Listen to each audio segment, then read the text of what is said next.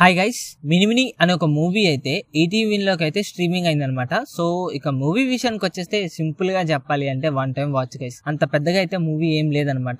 చాలా లాగ్ అనిపించింది. దాంతో పాటు మూవీ కంప్లీట్ చేయడానికి నేను చాలా టైం తీసుకున్నాను. అలా అందనమాట మూవీ. ఇంకా మూవీ ఏంటంటే మూవీ స్క్రిప్ట్ బాగుందిలే గానీ దాంతో పాటు మూవీ మేకింగ్ కూడా బాగుంటే బాగుండు అన్న ఫీలింగ్ అయితే వచ్చింది.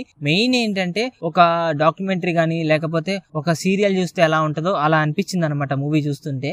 మెయిన్ మూవీకి కంప్లీట్ చేయడానికి మనకి ట్రావెలింగ్ సీన్స్ అనేది ఉంటాయి. సో అవి కొద్దిగా ప్లస్ పాయింట్ అనమాట మూవీ కంప్లీట్ చేయడానికి. ఇది ఓవరాల్ గా అయితే మూవీ. ఇక మూవీ ప్లాట్ విషయానికి వచ్చేస్తే ఓపెన్ చేస్తే ఊటీలో ఒక బోర్డింగ్ స్కూల్ అయితే ఉంటది అనమాట. ఆ బోర్డింగ్ స్కూల్లో ఇద్దరు పిల్లలు అయితే ఉంటారు. ఒకళ్ళేమో పరి, ఇంకొకళ్ళేమో శరవణ. వీళ్ళిద్దరూ ఎప్పుడు ఫైటింగ్ చేస్తూ ఉంటారనమాట. సో పరి ఏంటంటే ఎప్పుడు శరవణతో గొడవ పడదాం అన్నట్టు ఉంటాడు. సో శరవణ తన ఏంటంటే ఒక కూల్ గాయ్ అనమాట, సింపుల్ గా ఉంటాడు. వీళ్ళైతే ఒక స్కూల్ ట్రిప్ కి అయితే వెళ్తారు. అక్కడ ఏంటంటే ఆ బస్ యాక్సిడెంట్ అవుతుంది. పరి ఏంటంటే శరవణని కాపాడబోయి పరి చనిపోతాడు. అక్కడి నుంచి శరవణ లైఫ్ ఎలా ఉంటది, తన లైఫ్ ఎటు వెళ్తాది అనేది మూవీ ప్లాట్ అనమాట. ఇక మూవీ ఏంటంటే వన్ టైం వాచ్.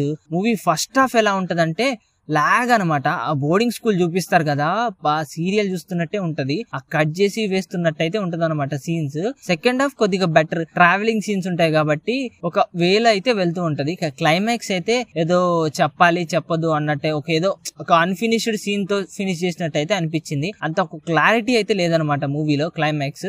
ఇది ఓవరాల్ గా అయితే మూవీ. ఇక నేను దీనికి రేటింగ్ వచ్చేసి 5 అయితే 2.2 అయితే ఇస్తాను గైస్.